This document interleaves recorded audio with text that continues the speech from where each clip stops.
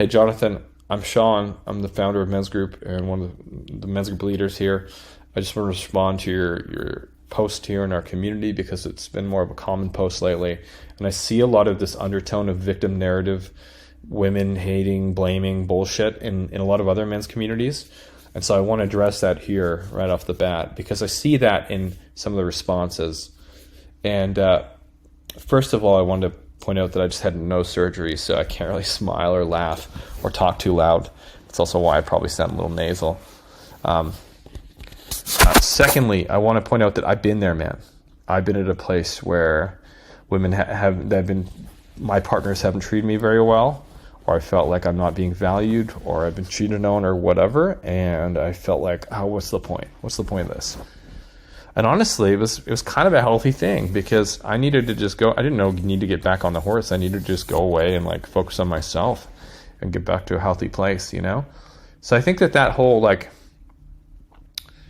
stepping away from dating to work on yourself thing is a really healthy thing to do.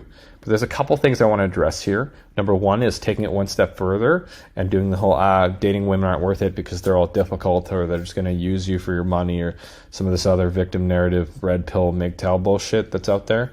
And also number two, I wanted to talk about the importance of taking responsibility in these situations and how you can take those lessons and then I'll serve you and how you approach dating moving forward.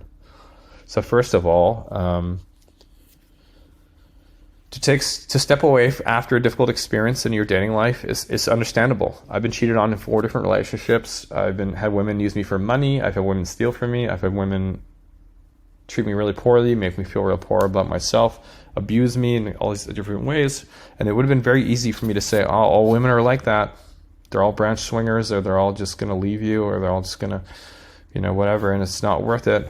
But the reality was there actually were fantastic women out there. I was just not choosing the right ones. I was letting people of low integrity into my life and promoting them into the role of most important people in my life, my romantic partner. And so it can be easy in these situations to dig your head in the sand and go, women are the problem, I'm not going to go there again. And it's not worth it in general, and become one of those cowardly red pill or MGTOW guys. The guys that Jordan Peterson calls pathetic weasels. The problem though is that in doing so, you're kind of going against science. So I understand why you get in that place and why you feel that way, and I felt that way. But the reality shows there's been deep research around what leads to happiness and fulfillment and health and well-being in people and in men. And the number one factor is your close, intimate relationships. And so to think that you're going to write off women forever, and you're not going to engage in a meaningful relationship, is short-sighted. It's turning a blind eye to the deep research that's been done. For example, there's one 90-year study they did on men where Harvard followed a group of men from the age of 5 until they were 95, and it's still going actually, but a lot of them died. And they wanted to figure out what made men the most happy. What was the number one most determining factor on their well-being, their success, their happiness? It was their close, intimate relationships, and primarily their romantic relationship. And so to think that you can't engage in that and still lead a meaningful, happy, fulfilling life is just so short-sighted. And so if you want, you can play that blame game. You can point the finger at women and say they're the problem, but in reality, you are equally as responsible, if not more responsible, for the demise of your relationship, for the demise of the passion, for being cheated on, for not being treated fairly, for not being valued as the other person in these relationships you're in or that you've seen out there. And I was lucky because I knew that there were good people, women out there and good people out there because I had friends that were in really healthy relationships with rad women. And so I was like, why are they able to find that and why am I not? And I know that you may not see that. You might not have people in your circle that have awesome people out there, and so then it made me come down to, and then it made me realize, luckily I had some friends kick me in the ass in those times and go, well, what can you learn from these situations so that you can avoid it in the future? And luckily, the last girl I dated cheated on me while I was having surgery in the hospital, and that was dramatic and painful enough where I finally learned the lesson. And I said, why does this keep happening to me? Why is it that other people in the world are able to find these easy, flowy, meaningful relationships with women, and I keep attracting these women that use me and treat me poorly and hurt me? And I look back and I was like, were the signs there that this was going to happen early on? And the answer is yes. There were flags right from the beginning that this was a person of low integrity. I chose to ignore those flags. Why did I ignore those flags? Again, taking responsibility, digging into myself. Well, at the time, I was just so excited that she was young and beautiful. I wanted her validation and her attention and her affection, because it was a point in my life where I was kind of lonely and I wasn't feeling very good about myself. And so being with this young, beautiful woman, just like, it was like the clouds parting and the sun coming down, and all of a sudden my problems were gone.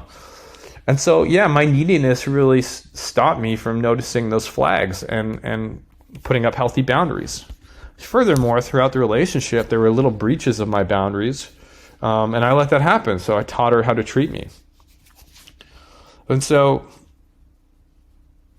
yeah, looking back, I was just as responsible as these different partners that hurt me for those relationships.